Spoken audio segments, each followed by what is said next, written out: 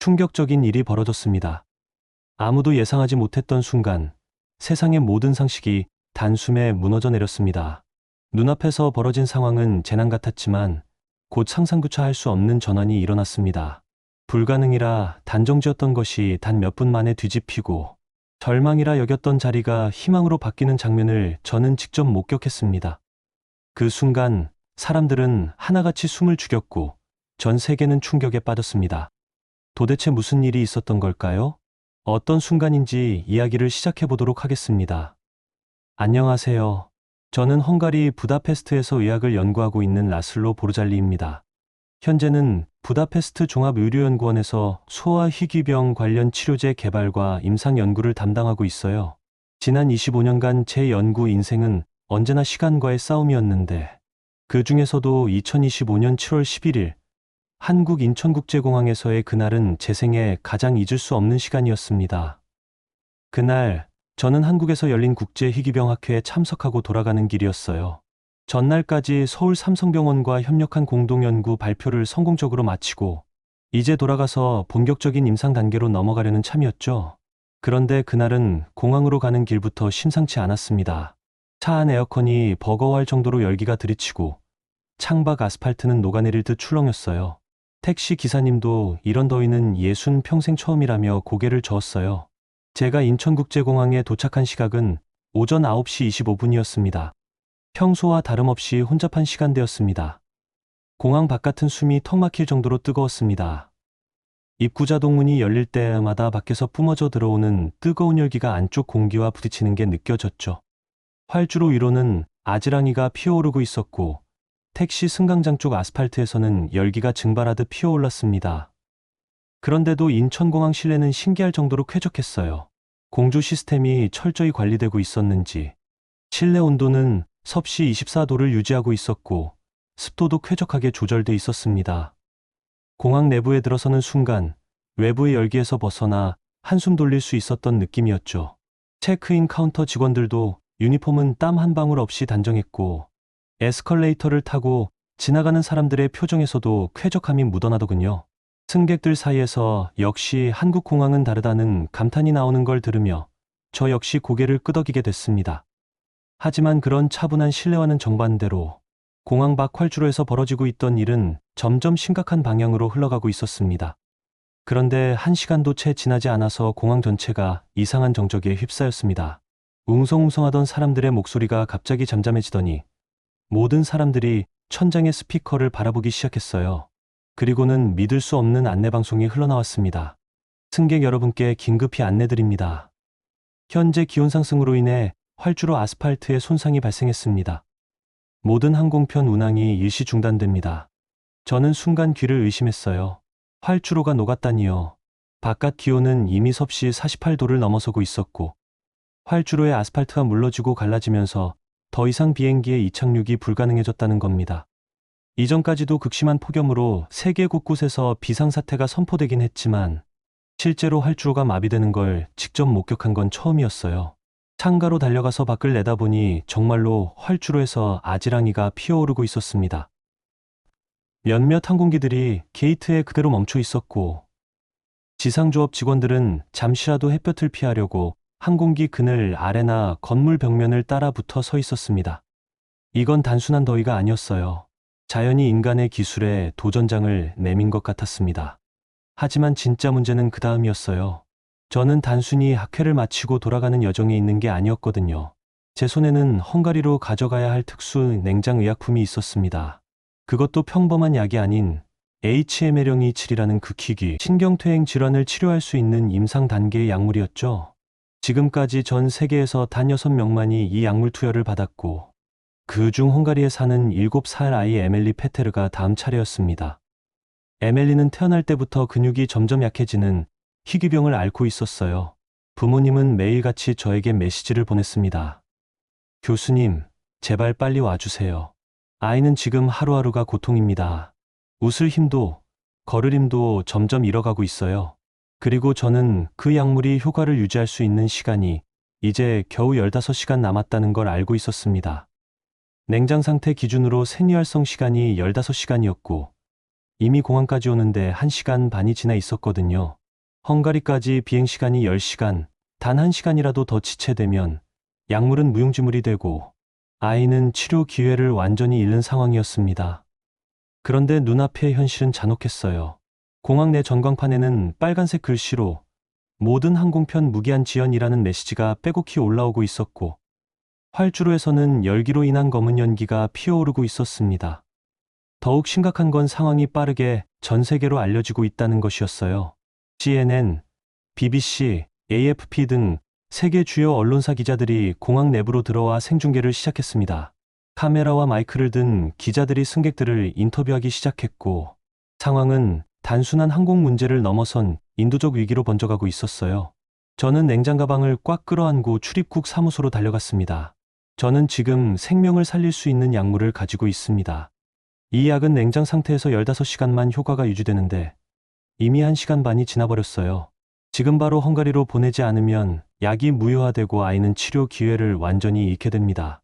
제 목소리는 떨리고 있었지만 최대한 침착하게 상황을 설명했어요. 공항 보안 직원은 난처한 표정을 지었습니다. 교수님, 저희도 상황을 어떻게 할 수 없어요. 활주로가 녹아내린 건 처음 있는 일이거든요. 복구에는 최소 3일이 걸릴 수 있다는 게 기술진의 초기 판단입니다. 다른 교통수단도 마찬가지예요. 부산항까지 가서 선박을 이용한다 해도 시간이 너무 오래 걸립니다. 그 순간 제 뒤에서 CNN 기자가 마이크를 들고 생중계를 하고 있었어요. 헝가리 소아 환자 한국공항 마비로 생명 위기에 처했습니다. 의약품 수송이 불가능한 상황이며 골든타임은 점점 줄어들고 있습니다. 카메라가 제 얼굴을 비췄고 저는 떨리는 목소리로 말했습니다. 카메라 렌즈가 제 눈앞에 와 있었고 수많은 사람들의 시선이 제게 쏠려 있었습니다. 하지만 그 순간 저는 아무것도 들리지 않았어요. 귀에서는 심장 소리만 들렸고 입술은 말라붙었고 목구멍은 자꾸만 막혀왔습니다. 그래도 말해야 했습니다. 누군가는 반드시 들어야 했으니까요. 제발 도와주세요. 지금 이 순간에도 한 아이가 숨을 몰아쉬고 있어요. 이 아이는 살 수 있어요. 진짜로 살릴 수 있습니다. 그런데 시간이 없습니다. 지금 이 약이 헝가리로 돌아가지 못하면 그 아이는 이번 주도 넘기지 못합니다. 부디 제 목소리를 들어주세요. 저는 과학자입니다.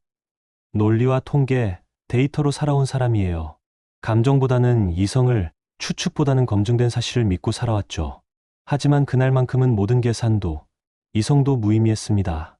활주로 밖에서는 수백 명의 승객이 대기실에서 두려움과 답답함에 휩싸여 있었고, 저처럼 발이 묶인 외국인들도 갈 곳을 잃은 듯 공항 의자에 웅크려 있었어요. 냉장 가방 속의 온도계를 확인해 보니 아직은 영상 2도에서 3도 사이를 유지하고 있었습니다. 하지만 시간이 흐를수록 약물의 분자 구조는 변성되기 시작할 거였어요. 제게는 한 명의 생명을 지켜야 한다는 책임이 있었고 매분마다 가슴이 조여왔습니다. 공항 대기실에 앉아서 에밀리 어머니에게 메시지를 보냈어요. 조금 지연되고 있지만 반드시 도착하겠습니다. 아이를 꼭 안아주세요. 하지만 제 손은 떨리고 있었고 솔직히 어떻게 해야 할지 막막했습니다. 그런데 바로 그때였습니다. 인천공항 컨트롤타워에서 직원 한 명이 뛰어나와 저에게 다가왔어요. 숨을 헐떡거리며 이렇게 말했습니다. 교수님, 저희가 할 수 있는 모든 수단을 동원하겠습니다. 공항과 국가가 움직일 겁니다. 절대 포기하지 마세요. 저는 그냥 말뿐일 거라 생각했어요. 이런 상황에서 할 수 있는 위로의 말일 뿐이라고 여겼죠. 하지만 그 말은 단순한 위로가 아니었습니다. 그때부터 정말 믿을 수 없는 일들이 벌어지기 시작했거든요. 저는 활주로 옆 임시 대기실 창문을 통해 밖을 내다보고 있었습니다. 아스팔트 위는 이미 물결처럼 출렁거리고 있었어요. 폭염 때문에 녹아내린 활주로 위에 갑작스런 폭우까지 쏟아지니 마치 용광로에 차가운 물을 부은 듯 하얀 증기가 솟구쳐 올라 시야마저 가렸습니다. 그 순간 제 심장은 점점 조여오는 듯했고 손에 들고 있던 의약품 냉장 가방을 더 세게 끌어안았어요. 의학적으로 계산했을 때 에밀리에게 남은 시간은 13시간뿐이었습니다. 그마저도 운송 과정에서 조금이라도 지연되면 단축될 수밖에 없는 시간이었죠. 한 아이의 생명, 그리고 그 부모의 마지막 희망이었습니다. 그런데 바로 그때였어요. 갑자기 울려 퍼지는 한국어 방송 소리가 들렸습니다. 저는 알아듣지 못했지만 옆에 있던 인천공항 직원이 급히 설명해 주었어요. 컨트롤 타워에서 방금 긴급 결정을 내렸습니다. 군 수송기로 전환, 활주로 복구 작업 동시 진행이요. 뭐라고요? 지금 이 상황에서 비행기를 띄운다는 겁니까? 저는 순간 귀를 의심했어요. 직원은 굳은 표정으로 고개를 끄덕였습니다. 시간이 없잖아요. 아이 생명이 달려 있으니까. 3분 전에 지시가 떨어졌어요. 저는 그 속도의 경악을 금치 못했습니다. 보통 제가 알고 있는 유럽 어느 나라였다면 몇 시간이고 회의만 하다가 시간을 허비했을 거예요. 그러나 한국은 달랐습니다. 결정을 내리는 순간 이미 수십 대의 특수 차량이 활주로로 몰려들고 있었거든요. 거대한 소방차들이 물을 분사해 온도를 낮추기 시작했고 냉각액을 뿌리는 차량들이 연달아 주지어 들어왔어요. 균열난 부분은 굴착기와 보수팀이 동시에 메우고 있었죠. 마치 오케스트라의 연주처럼 각자의 역할이 정확히 분담되어 있었습니다. 지휘자의 지휘봉이 움직이자마자 모든 악기가 일제히 소리를 내는 것처럼 말이에요. 저는 넋을 잃고 그 광경을 바라봤습니다. 빗속에서 작업하는 사람들의 모습이 마치 영화의 한 장면 같았어요. 하지만 이건 영화가 아닌 현실이었고 그들은 진짜 제 눈앞에서 기적을 만들어가고 있었습니다. 그 와중에 가장 제 눈을 사로잡은 건 승무원들이었어요. 제 의약품 가방은 일정한 온도를 유지해야만 했는데 공항 전력 시스템이 불안정해지자 냉장 시설도 제대로 작동하지 않기 시작했거든요. 그런데 승무원들이 직접 냉각용 얼음을 옮겨와 제 가방 주변을 둘러쌌습니다. 땀에 흠뻑 젖은 그들의 손은 이미 붉게 얼어 있었지만 단 한 명도 불평하지 않았어요. 교수님, 이 약은 꼭 살려야죠. 한 승무원이 영어로 짧게 말하며 저를 바라봤습니다. 그 눈빛은 단호했어요. 마치 자신의 가족을 구하는 것처럼 진지했죠. 그 순간 저는 더 이상 혼자가 아니라는 걸 느꼈습니다. 저는 단지 저 약을 통해 생명을 살리고 싶어 하는 한 명의 인간이었고 그들과 함께 같은 마음으로 뛰는 동료가 된 것 같았어요. 밖에서는 비가 더욱 거세게 쏟아졌습니다.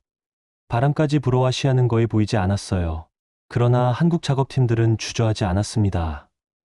마치 수십 번, 수백 번 이런 상황을 대비해온 듯 각자 자기 위치에서 정확하게 움직이고 있었거든요. 저는 그들의 행동을 보며 문득 이런 생각이 들었습니다. 이들은 위기를 두려워하지 않는다. 오히려 친구처럼 다루는 것 같다. 주변 외국 기자들이 하나둘 놀라움의 탄성을 내뱉기 시작했어요. 말도 안 돼. 이렇게 빨리 움직이다니. 저건 영화에서나 보던 장면이야. 유럽이었다면 벌써 포기했을 텐데. 저는 그들의 말에 동의했습니다. 정말 영화 같았어요. 카메라는 실시간으로 모든 것을 기록하고 있었고 CNN 화면에는 Korea Emergency Response하는 자막이 깜박이고 있었습니다. 전 세계가 지켜보는 가운데 한국은 불가능해 보이는 일을 현실로 만들어가고 있었죠. 시간은 무섭게 흘러가고 있었습니다. 손목 시계를 보니 이미 27분이 지나가고 있었어요. 제 심장은 터질 듯 뛰었고 손끝은 차갑게 식어갔습니다. 하지만 활주로 위의 한국인들은 점점 작업의 마무리 단계로 향하고 있었어요. 물이 빠져나가고 균열이 메워지고 지상요원들이 무전을 통해 정상화 여부를 확인하는 모습이 눈에 들어왔습니다. 그때 제 옆에 있던 함께 온 연구진들이 울먹이며 제 손을 잡았어요. 교수님, 저희는 이제 못 돌아가는 거 아니에요? 논문 발표도, 연구 계획도 그들의 목소리는 떨렸습니다. 저는 순간 대답을 할 수 없었어요. 그런데 곧 제 입에서 이런 말이 흘러나왔습니다. 아니야, 봐라. 저 사람들은 우리를 포기하지 않는다. 정말 그랬습니다. 저는 느꼈어요. 저들의 눈빛에는 단순히 공항을 지키겠다는 사명만 있는 게 아니었거든요. 그들은 지금 제 연구진들과 이름도 모르는 헝가리의 한 아이를 위해 뛰고 있었습니다. 국적도, 언어도 다른 사람들을 위해서 말이에요. 온도 체크 완료, 약물 상태 양호합니다. 승무원 한 명이 제 냉장 가방을 점검하며 엄지손가락을 세워 보였어요. 그 순간 저는 안도의 한숨을 내쉬었습니다. 아직 약물은 살아있었어요. 활주로에서는 마지막 점검이 이루어지고 있었습니다. 기술진들이 아스팔트 온도를 측정하고 안전성을 확인하는 모습이 보였어요. 그리고 드디어 컨트롤 타워에서 초록 불빛이 켜졌습니다. 활주로 정상화 신호였어요. 군 수송기 이륙 준비 완료. 확성기에서 울려 퍼지는 안내방송을 들은 순간 제 눈에서는 뜨거운 눈물이 흘러내렸습니다. 아직 끝난 건 아니었지만 저는 이미 기적이 시작되었다는 걸 알았어요. 그리고 이 기적은 한국이라는 나라가 만들어낸 것이었습니다. 옆에 있던 독일 기자가 저를 바라보며 말했어요. 이해할 수 없어요. 어떻게 이런 일이 가능한 거지? 저는 그에게 대답했습니다.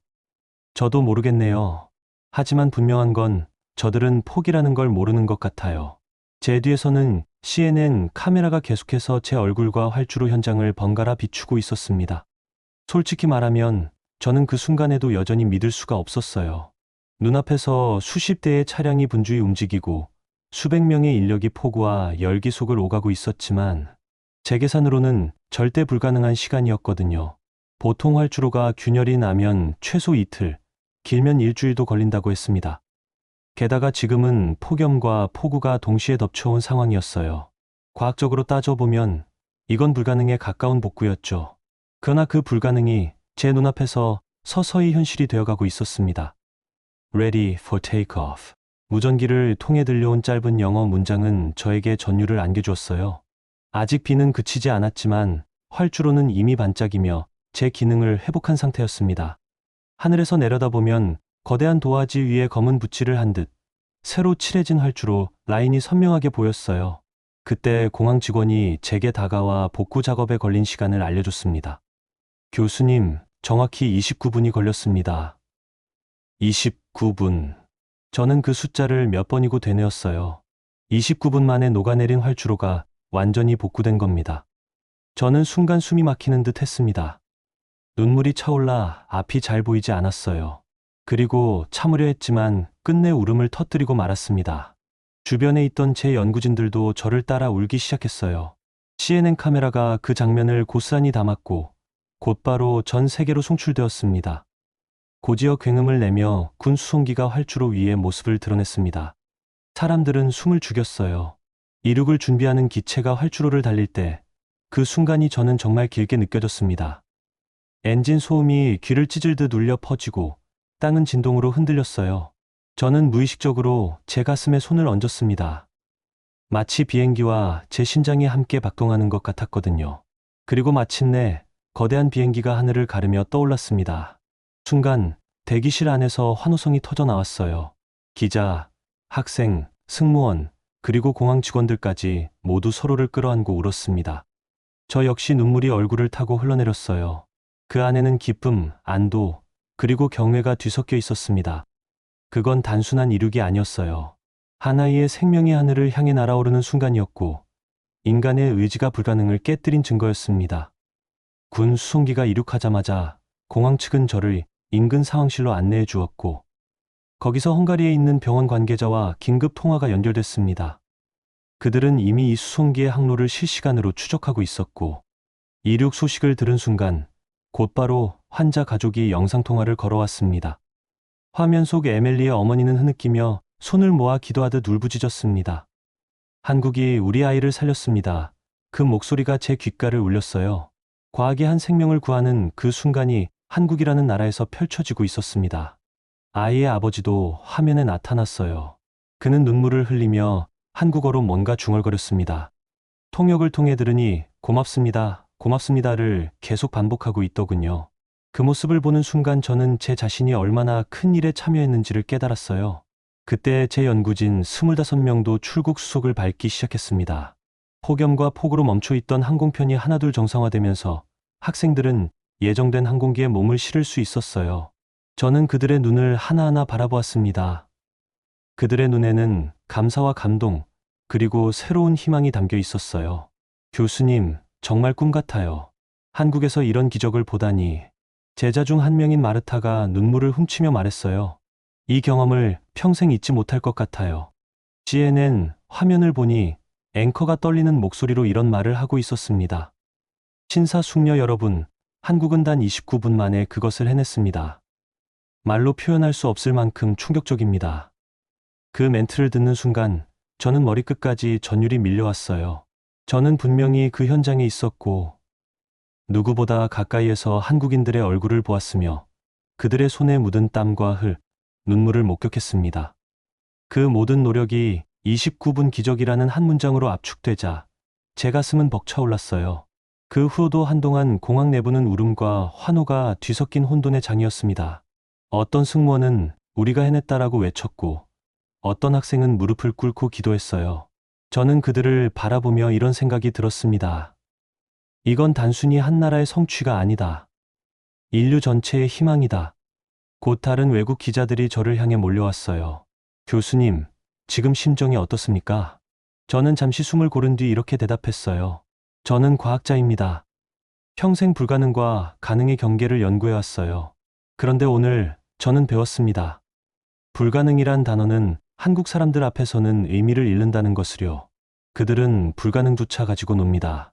그리고 결국 생명을 구해요. 이 말이 그대로 CNN에 송출되었고, 뒤이어 BBC, AFP, 로이터 등 세계 언론에 인용되었습니다. 저는 조금 부끄럽기도 했지만 동시에 진심이었기 때문에 주저하지 않았어요. 그날 저녁 전 세계 언론은 일제히 인천공항의 29분 기적을 일면에 실었습니다. 전 세계를 놀라게 한 한국의 골든타임 기적이라는 헤드라인이 굵은 글씨로 찍혀 나왔어요. 저는 기사를 읽으며 손이 떨렸습니다. 하지만 가장 감동적인 건 따로 있었어요. 에밀리의 부모님이 보낸 영상 메시지였습니다. 작은 침대에 누워있던 아이가 처음으로 손을 들어 올리는 모습이 찍혀 있었거든요. 약물이 효과를 보기 시작한 거였어요. 나슬로 교수님, 한국의 모든 분들, 정말 고맙습니다. 에밀리가 웃고 있어요. 오랜만에 정말 환하게 웃고 있어요. 어머니의 목소리는 기쁨으로 떨렸습니다. 그 영상을 보는 순간 저는 다시 한번 울었어요. 수많은 의학 논문보다도 수백 편의 강연보다도 더 위대한 교훈이 제 앞에 있었습니다. 생명을 살리는 것, 그것이 진짜 과학이자 진짜 인류였어요. 그리고 저는 깨달았습니다. 오늘의 이 장면은 언젠가 학생들에게, 그리고 제 아이들에게 영원히 전해야 할 이야기라는 것을요. 한국이라는 나라가 보여준 것은 단순한 기술력이 아니었습니다. 그것은 생명을 향한 의지였고 포기하지 않는 정신이었으며 무엇보다도 인간에 대한 깊은 사랑이었어요. 그날 이후 며칠 동안 저는 잠을 제대로 잘 수 없었습니다. 눈을 감으면 여전히 그날의 장면이 생생하게 떠올랐어요. 활주로 위를 뛰어다니던 한국인들의 얼굴, 맨손으로 얼음을 옮기던 승무원들의 땀방울, 그리고 수송기가 떠오르던 순간의 엔진 굉음까지. 마치 제 심장 한가운데 새겨진 듯 잊히지 않았습니다. 세계 언론도 가만히 있지 않았어요. BBC는 29분 기적, 인류의 새로운 위기 대응 표준이라는 제목으로 다큐멘터리를 방영했고, CNN은 연일 특집을 내보내며 한국, 위기 대응 세계 1위라는 자막을 화면 한가운데 큼지막하게 띄웠습니다. AFP와 로이터 역시 마찬가지였어요. 기자들은 서로 경쟁하듯 한국을 골든타임의 나라라고 불렀습니다. 가장 인상 깊었던 건 BBC 다큐멘터리에서 항공 전문가가 한 말이었어요. 보통 이런 상황에서는 최소 72시간이 필요합니다. 그런데 한국은 29분 만에 해냈어요. 이건 단순한 기술의 문제가 아닙니다. 시스템과 철학의 차이죠. 저와 제 연구진들은 귀국 후 한국 측에 감사 서한을 보냈습니다. 그 편지에는 이런 문장이 적혀 있었어요. 홍익인간, 인간을 널리 이롭게 하라. 그 철학은 오늘 한국의 공항에서 실체가 되었습니다. 평생 과학자로서 인류의 이익을 이야기했지만 실제로 그것을 제 몸으로 경험한 건 그날이 처음이었거든요. 며칠 후 제 연구진 25명은 각자의 학업을 이어가기 위해 유럽 전역으로 흩어졌습니다. 그들이 공항에서 저를 껴안으며 흘리던 눈물을 저는 잊지 못해요. 교수님, 우리를 지켜준 건 한국이에요. 앞으로 우리가 무슨 연구를 하든 꼭 한국을 기억할 거예요. 그들의 다짐을 듣는 순간 저는 또다시 울컥했습니다. 특히 마르타가 한 말이 제 마음에 깊이 박혔어요. 교수님, 저는 그날 한국에서 정말 중요한 걸 배웠어요. 기술은 차가운 거지만 그것을 움직이게 하는 건 따뜻한 마음이라는 거요. 한국 사람들의 눈빛을 잊을 수 없어요. 유럽으로 돌아온 저는 부다페스트 의과대학에서 학회 강연을 맡았습니다. 수백 명의 전문가 앞에서 저는 준비해간 논문 대신 그날 한국에서 겪은 이야기를 들려주었어요. 처음에는 다들 의아해하는 눈치였습니다. 그러나 제가 29분 기적과 의약품 긴급 수송을 말하는 순간 강연장은 숨소리조차 들리지 않을 만큼 조용해졌어요. 여러분, 저는 그날 단순한 기술력을 본 게 아니었습니다. 저는 철학을 봤어요.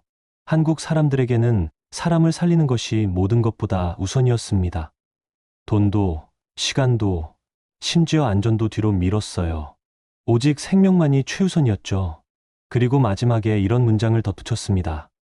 우리는 과학과 기술을 발전시켜왔지만 위기의 순간 그것을 움직이게 하는 건 결국 사람을 살리겠다는 철학입니다. 한국은 그것을 보여주었어요.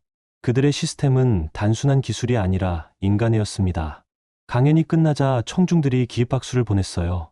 어떤 교수는 눈물을 훔치고 있었고 어떤 의사는 고개를 끄덕이며 감탄하고 있었습니다.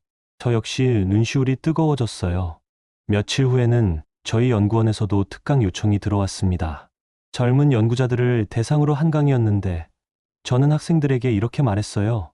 그날 한국에서의 29분은 단순히 한 아이의 생명을 살린 시간이 아니었습니다. 그것은 수많은 사람들의 미래와 희망을 지켜낸 순간이었죠. 여러분이 과학자가 되든 의사가 되든 혹은 다른 어떤 길을 걷든 반드시 기억하세요. 기술의 목표는 편리함이 아니라 생명을 위한 것이라는 사실을요. 한 학생이 손을 들고 질문했어요. 교수님, 그런데 왜 다른 나라는 그렇게 못할까요? 저는 잠시 생각한 후 대답했습니다. 그건 아마도 우선순위의 차이일 거예요. 많은 나라가 경제적 이익이나 절차를 먼저 생각하죠. 하지만 한국은 달랐어요. 그들에게는 생명이 모든 것보다 앞서는 가치였거든요. 학생들은 고개를 끄덕이며 눈빛을 반짝였습니다. 저는 그 눈빛 속에서 한국에서 보았던 바로 그 정신, 홍익인간의 실천 가능성을 다시 확인했어요. 그 이후로 저는 제 강의마다 한국 이야기를 빼놓지 않습니다. 제 연구실 벽에는 그날 CNN 화면을 캡처한 사진이 걸려 있어요. 한국은 단 29분 만에 기적을 만들어냈습니다. 이 나라는 위기를 가지고 노는 법을 압니다. 말문이 막힐 정도로 충격적입니다. 그 문장은 제게 단순한 헤드라인이 아니에요. 제 인생의 전환점이자 학자로서의 신념을 다시 세운 선언문입니다. 요즘 저는 종종 에밀리의 근황을 확인해요. 아이는 이제 걸을 수 있게 되었고 심지어 뛸 수도 있대요.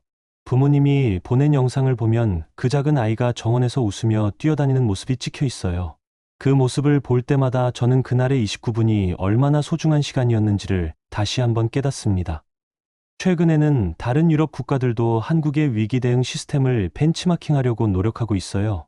프랑스, 독일, 영국 등에서 관련 전문가들을 파견해 한국의 시스템을 배우고 있다고 들었습니다. 하지만 저는 이렇게 생각해요. 시스템만 배워서는 안 된다고요. 그 시스템을 움직이게 하는 마음, 그 철학까지 배워야 진짜 한국처럼 될 수 있을 거라고 말이에요. 돌아보면 저는 그날 단순히 한 사건의 목격자가 아니었습니다. 세계가 경악한 그 순간 저는 경외했습니다. 한국은 제게 단순한 나라가 아니었거든요.